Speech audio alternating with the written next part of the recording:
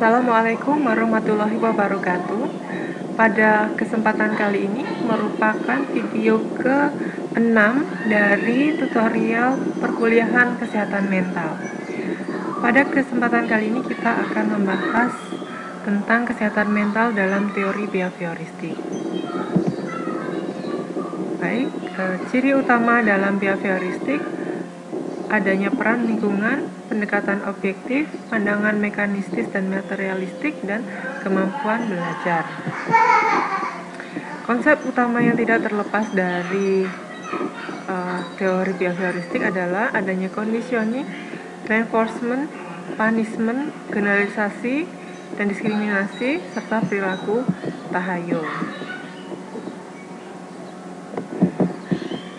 Baik, kita akan bahas satu persatu mulai dari ciri utamanya.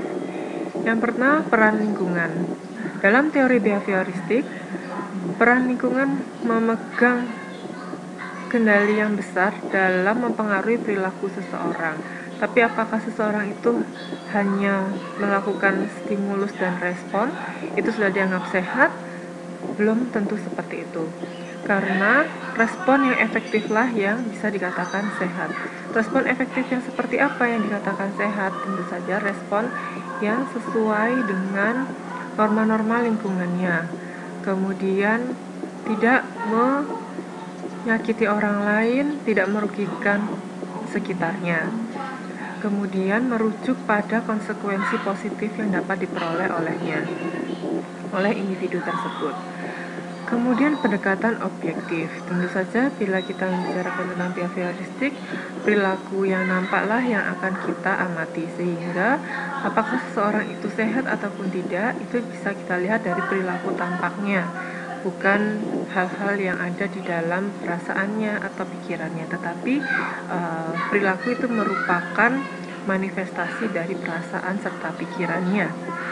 Kemudian dalam behavioristik ini menganut pandangan mekanistik dan materialistik terkait dengan tadi ya objektivitasnya. Jadi ada sistem tertentu, ada hukum tertentu. Misalkan A dengan B akan menjadi AB. Nah itu sudah mekanistis seperti itu. Maka perilaku manusia juga dapat diprediksi seperti itu.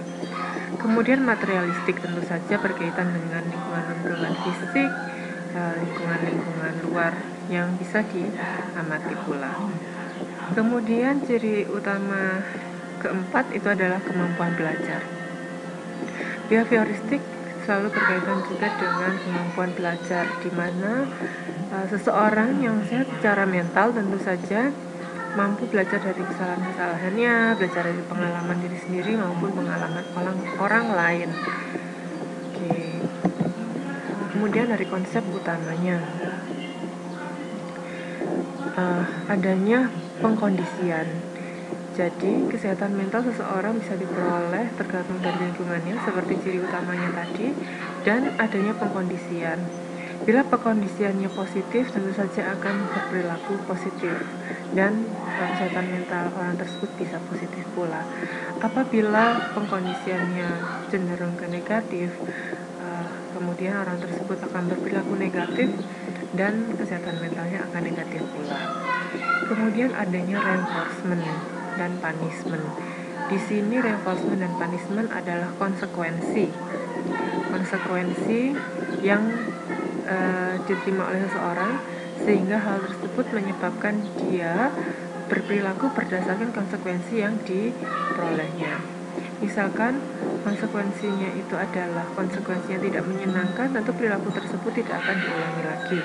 Tetapi apabila konsekuensinya itu menyenangkan, tentu saja kemungkinan besar perilaku itu akan diulangi lagi akan semakin besar. Kemudian ada konsep generalisasi dan diskriminasi. Di sini sangat penting. Dalam behavioristik, kemampuan belajar itu memegang peranan penting. Nah, dalam belajar tersebut kadang-kadang seseorang menggeneralisasikan satu pengalaman ke pengalaman yang saat ini sedang dijalaninya. Seandainya mempunyai kemiripan, tentu saja dia akan menggunakan cara yang sama dengan pengalaman sebelumnya. Itu disebut dengan generalisasi. Dan kemudian ada konsep diskriminasi, di mana ketika dia dapat membedakan kapan harus menggunakan cara A dan kapan harus menggunakan cara yang berbeda dari A. Karena tentu saja dalam satu situasi dengan situasi yang lain tidak sama persis, sehingga perlu adanya perubahan atau bahkan menggunakan teknik yang berbeda dalam penyelesaian permasalahannya. Kemudian ada konsep perilaku tahayyul atau superstitious behavior. Di sini terkadang ada kesalahan dalam pengkondisian. Sesuatu hal yang tidak ada kaitannya terkadang dijadikan suatu dasar perilaku seseorang. Seperti ini, seandainya seseorang itu, contohnya ya, seandainya seseorang itu berkeyakinan bahwa seorang siswa dapat mengerjakan tugas-tugasnya apabila dia menggunakan pensil yang sudah didoa-doain, yang sudah diberi perlakuan khusus. Nah, ketika kebetulan dalam ujian tersebut siswa itu berhasil ataupun lulus, nah kemudian hari apabila dia akan ujian lagi, dia akan mengandalkan menggunakan pensil yang tadi sudah didoa-doakan atau dapat ritual khusus. Namun ternyata hasil ujian yang berikutnya belum tentu bagus karena memang murid tersebut, siswa tersebut tidak belajar. Dan hal ini bisa memunculkan kecemasan apabila ia tidak membawa pensil yang dirasa pensil ajaib atau keramat tersebut, sehingga ketika dia kehilangan pensil tersebut, dia bisa merasa tertekan, marah, atau malah cemas dalam menghadapi ujian. Nah, kemudian analisis kesehatan mental berdasarkan teori behavioristik adalah sebagai berikut. Belajar adalah kata kunci dari teori behavioristik. Belajar tidak selalu mengenai hal-hal positif. Penelitian Watson tentang anak bernama Albert itu membuktikannya. Banyak respon emosional yang dapat dijelaskan dengan konsep conditioning, khususnya bila respon tersebut dipelajari selama masa bayi dan anak-anak. Pemberian reinforcement yang tidak tepat juga dapat mempengaruhi kesehatan mental seseorang. Perasaan cemas juga dipelajari melalui conditioning. Kecemasan merupakan sumber dari semua gangguan perilaku. Pengalaman trauma lebih banyak terjadi pada anak-anak dibandingkan pada orang dewasa. Contoh, fobia. Fobia adalah ketakutan yang luar biasa dan irasional terhadap stimulus. Menurut Skinner, hal ini disebabkan karena adanya suatu trauma yang digeneralisasikan oleh individu. Misalnya seorang anak jatuh sewaktu naik kursi. Memperluas kecelakaan ini pada sembarang tempat tinggi, maka timbul fobia terhadap ketinggian.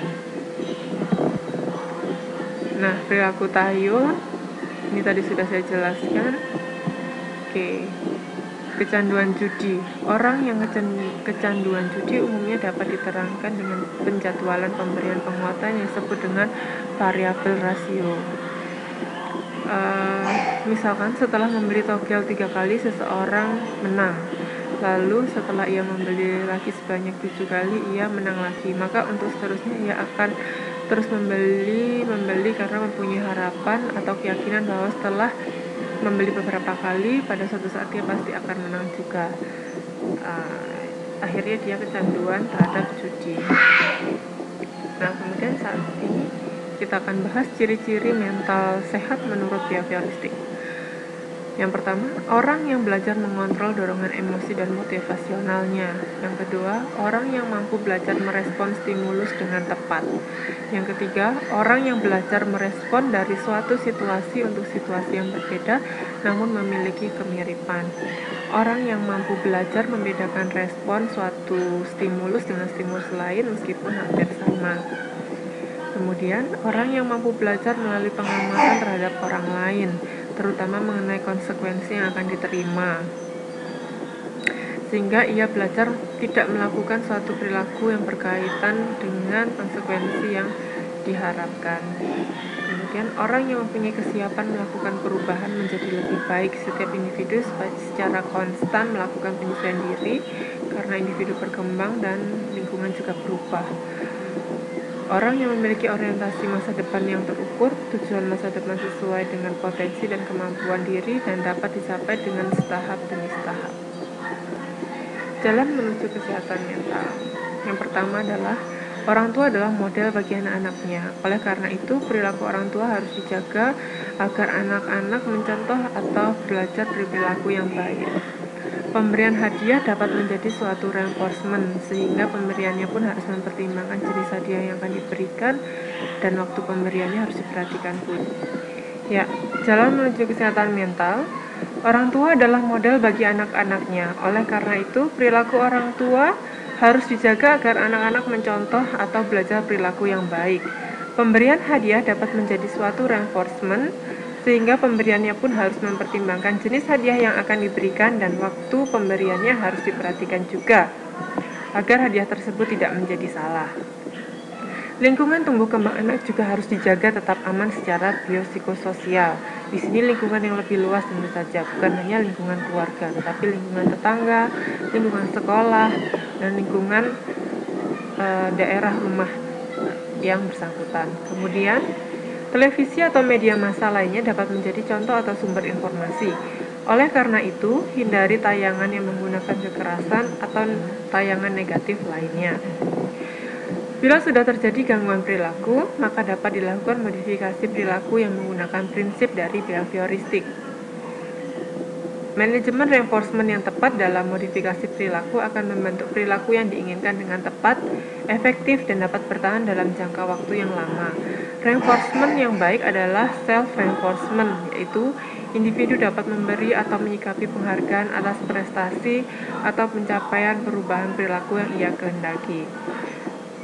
Pemanfaat lingkungan secara optimal. Demikianlah video tutorial yang keenam tentang kesehatan mental. Terima kasih atas perhatiannya, semoga bermanfaat. Kita ketemu lagi dalam tutorial ke-7. Wassalamualaikum warahmatullahi wabarakatuh.